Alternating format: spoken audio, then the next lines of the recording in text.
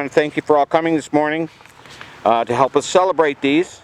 The acquisition and installation of the historical sign from the Pomeroy Foundation honoring Edwin Merton McBrier here in the park.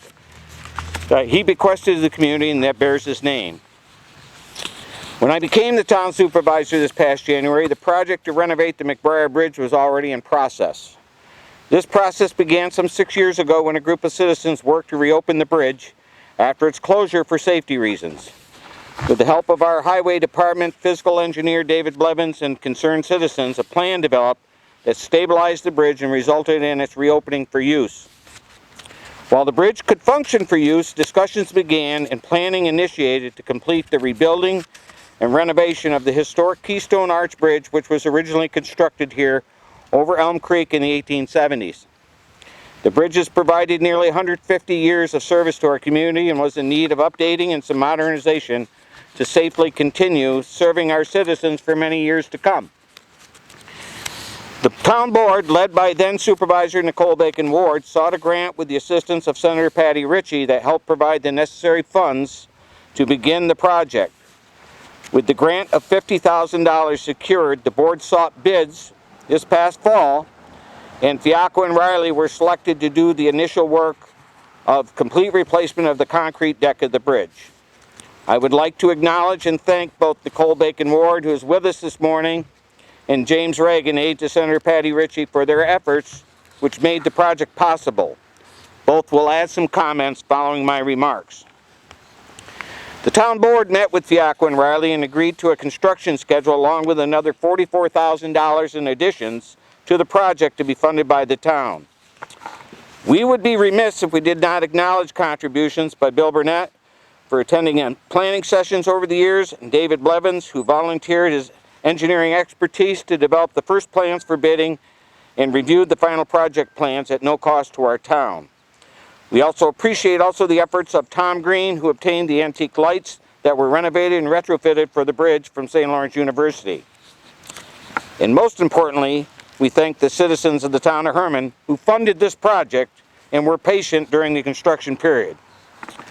Your support, as always, was invaluable. I'd like to take a moment to ask Tom Green to step up. Tom would like to make a few remarks relative to the volunteers who were involved with this project over the years. Tom?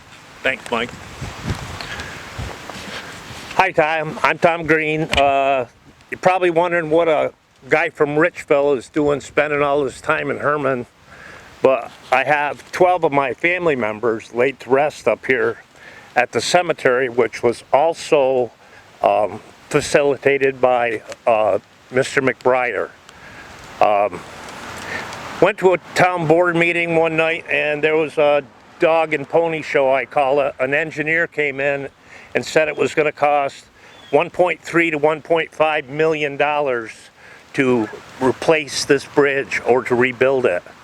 Luckily, David and I were there and we could kind of see through the smog that he was putting out there and knew that we could do it for less money. I know that I've had some really good feelings about being part of this project, renewed old friendships, and my wife has been kind enough to allow me to not do things at home that I should be doing instead of coming down here, but I appreciate the opportunity to work on it and the good times with everybody that was here. Thank you. Thank you, Tom.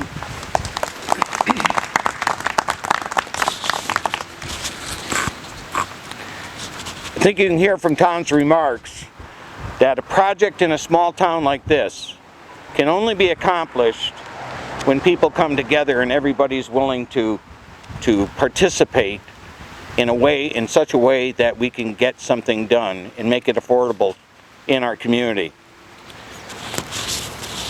In that light, it's my deep appreciation I acknowledge the efforts of our Highway Superintendent, Brian Burnett, the Deputy Highway Superintendent, Shane Burnett, and our highway staff of Mike Kendrick, Dustin Burnett, Amanda Matthews, and Brent McAdam, who worked tirelessly to help complete this project. We were only able to afford completion because of their efforts working with the contractor and for all the landscaping work that they completed. And Brian is right here, and Shane's right there. I don't know if any of the rest of our crew is here, but I'd like a round of applause because I cannot tell you how much work they were engaged in getting this done. And yes, Shane, we will acknowledge the efforts of our contractor and owner of Fiacco and Riley, Mickey Fiacco, who took a great deal of time and attention to the project to see it through to completion. And finally, I'd like to thank the town board, Bernard Reed Jr., Kathy Carpenter, Lee Carville, and John Reed for their support of the project and seeing it through to completion. Today we will also celebrate the installation of our first historical marker that you see here in the park. This marker that was funded by the Pomeroy Foundation was the result of a grant application made by our tireless historian Lenore Zanier, who I will introduce shortly.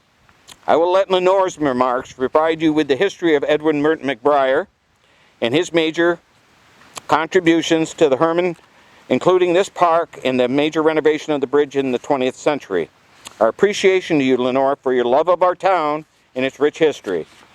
It is wonderful that your efforts have resulted in this marker that will stand to remind others of the contributions of the McBrier family in making Hermon a better community to live in. I am now pleased to introduce my predecessor as supervisor, Nicole Bacon Ward, for her remarks. Nicole?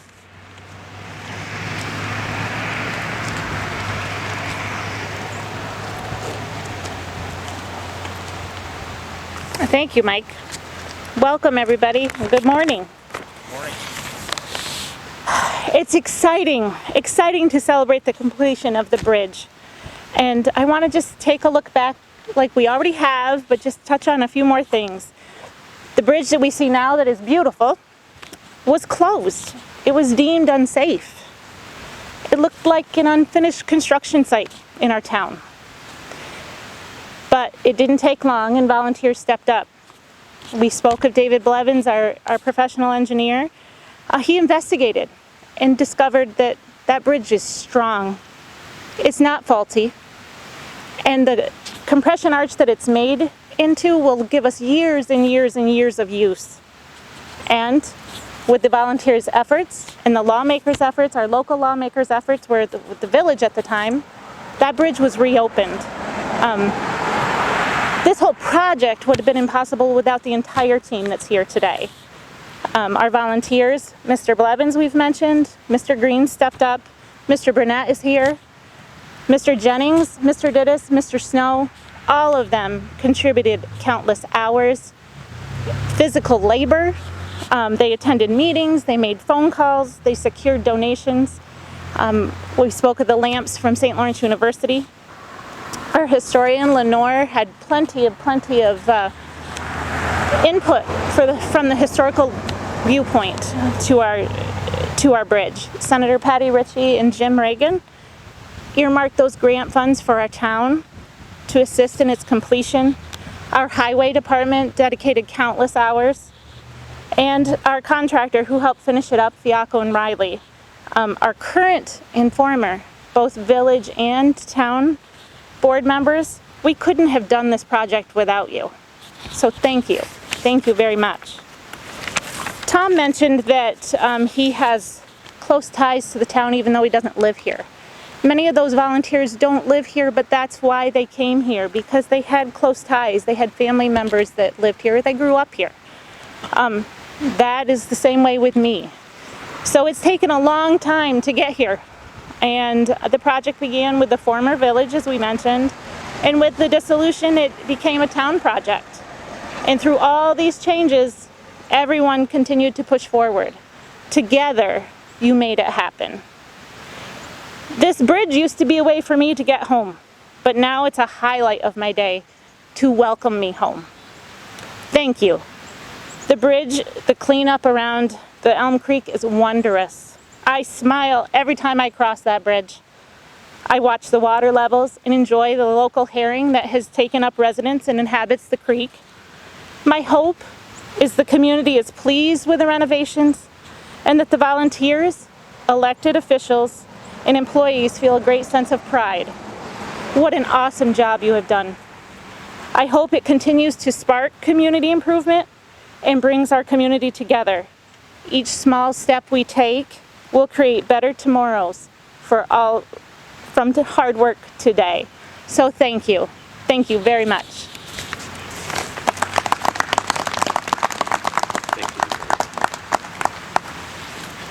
I'd like to introduce now the town historian, Lenore Zanier, for her remarks. Lenore?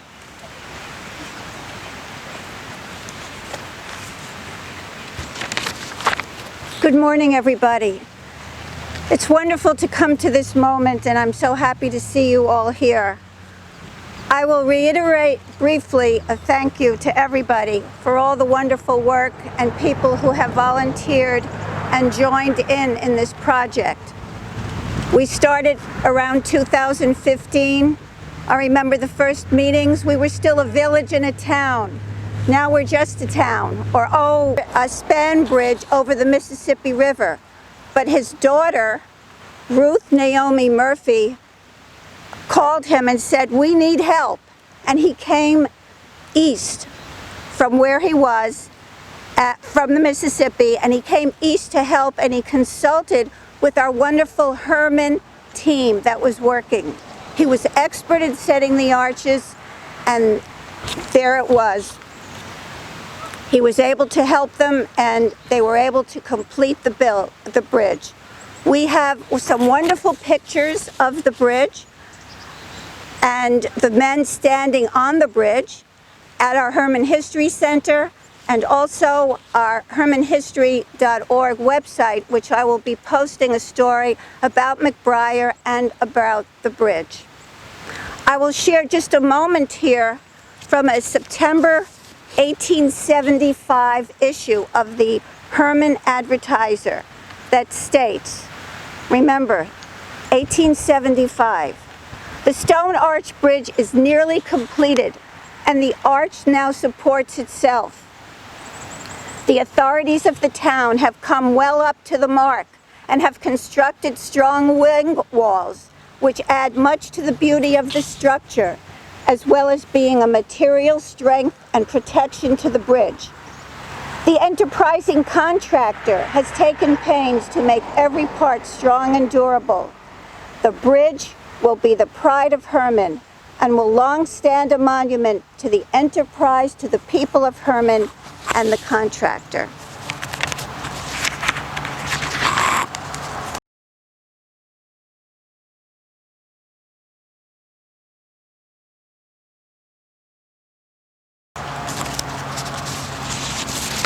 The New York State historic marker that you see here was received, as Mike said, through a grant from the Pomeroy Foundation.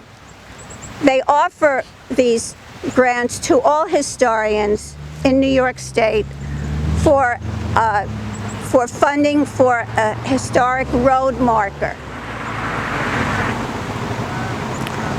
The reason that I wrote this grant with the purpose of Edwin Merton McBrier as the focus is because he was a man who was born a mile or two from here in Russell.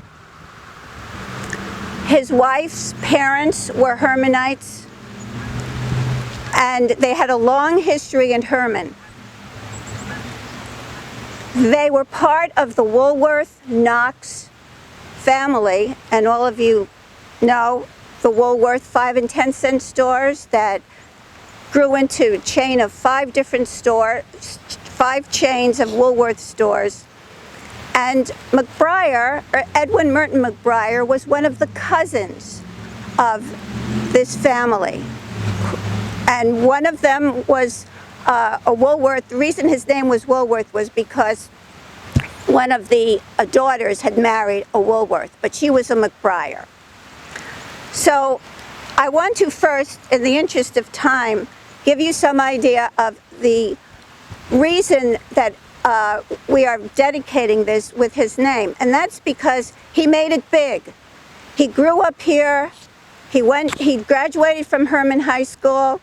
He taught in Hermon. He taught in Governor. He taught in a variety of different small towns around, and then he became a book publisher. But his cousin, Frank Woolworth, said, how about joining the partnership? We're just starting to build some small stores. Are you interested? Well, he was interested, and he became another family partner. This was a big family. After his retirement, fast forward to around 1920, he said, one of the first things that I want to do is to come back here. And I want to give something, and his wife, Mr. and Mrs. McBrier, her name was Carrie Laux. I'm sure you all know the Laux name. He wanted to come back and he wanted to say thank you and do something for the hometown that they loved. So the first thing that they did before they started traveling and going all over the world and with their retirement money, they came back here and they started a number of projects. And I would like to list a few of them, if I may. He purchased several old homesteads, which were right here, and old buildings that didn't look that great, right on Main and Water Street.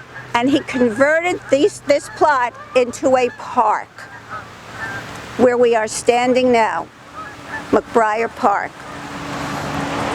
He also said we have a beautiful stone arch bridge, which he was aware of was built in 1875 but needed some modernization. He built stone balustrades on the sides, and he put a light on each of the 4 pillars. We have the wonderful lights, and we have a wonderful modernization today. And I think 100 years, if he could see us now, he would say 100 years later, you guys are here and remembering and doing the same thing because of your dedication to the town that I did. The park and the bridge modernization were the most important improvements to he and his wife, Carrie. They wanted to have a rewarding experience to be able to do something constructive in their old hometown. And the reason, one of the major reasons for the park and the bridge was that they wanted people who first drove into the town to be able to see a beautiful town fashioned after the importance of the people that they loved. And this was why he chose this spot to focus on. He also did a lot of work in the cemetery, and the McBrier Memorial Chapel is there that he dedicated to his family members, many of which are buried there. He initiated paving for all unpaved village streets that remained, and presented the village also with a new system of ornamental street lights fed from underground conduits. He led the purchase of acreage upon which its excellent series of water springs are located. You know how proud we are of our water here in Hermon. It was unsatisfactory to him that Hermon shouldn't own the property where the water springs are. He installed enamel-lined water storage tanks at the springs, and he fenced and reforested the area.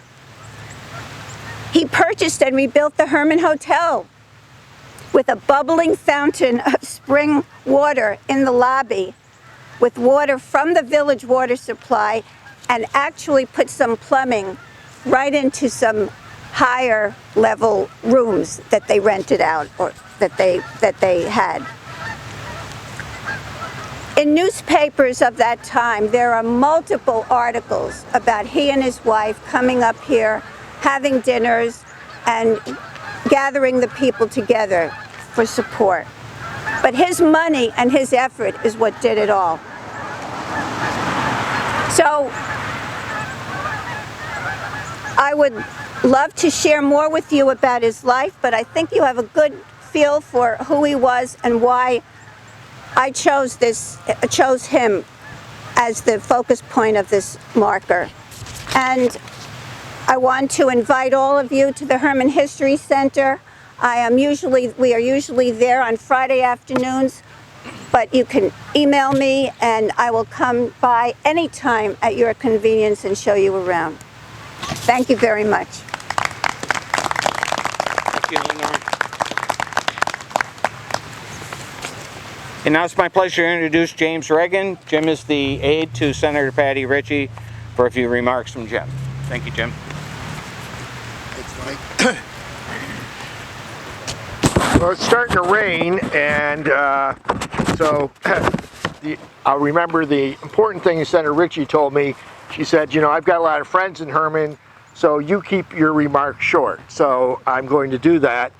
But Senator Ritchie would have liked to have been here today, but when you represent Oswego County, Jefferson County, as well as St. Lawrence County, and split your time also with being in Albany, it's tough to be everywhere at once. So she asked me to come because she thought this was a very important moment for the town of Hermon, celebrating a major accomplishment that represents the hard work of an entire community. And she asked me to present a special proclamation from the New York State Senate honoring the rededication of the Edwin Merton McBrier Bridge.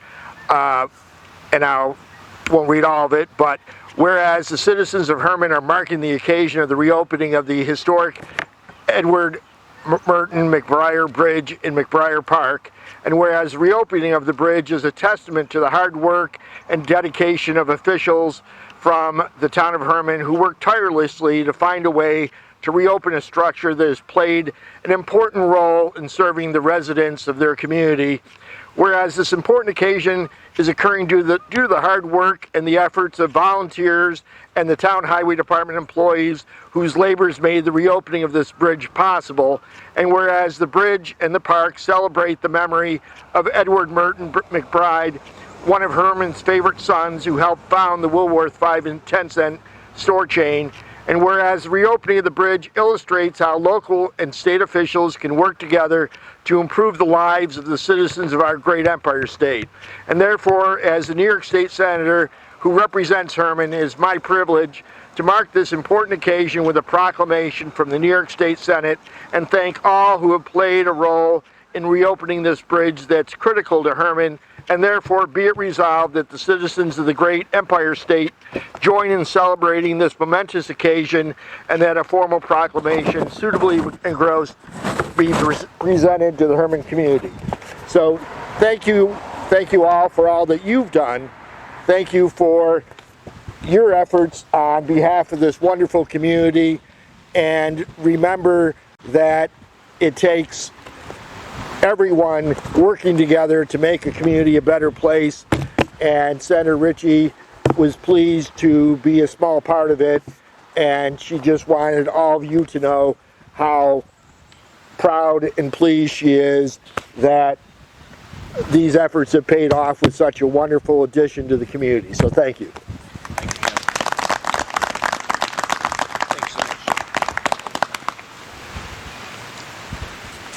That concludes our program here. I want to thank everybody for coming. It's the nicest fall day we've had so far. But fall is here and with us. But what I'd like everyone to do, Lenore in her remarks mentioned a wonderful photo that hangs down in the town, down in our town offices and in the Historic Society Museum. It's a picture of this bridge when it was first built in 1875 with the workmen that did all the work lined up along the side, and a picture that's shot up towards the bridge of them standing along the bridge. I'd like everybody who's here, who would like to come join us now on that side of the bridge, along the sidewalk all the way down through, because we're going to try to recreate that photo. And I'll ask Jamie and whoever else has got a camera, Roger's got his camera, whoever, to try to shoot a couple photos of us all gathered down there on this bridge. And that's going to be our celebratory picture. So I'm going to ask everybody now who would like to be in that picture to just proceed down to the bridge, and we'll get that photo done.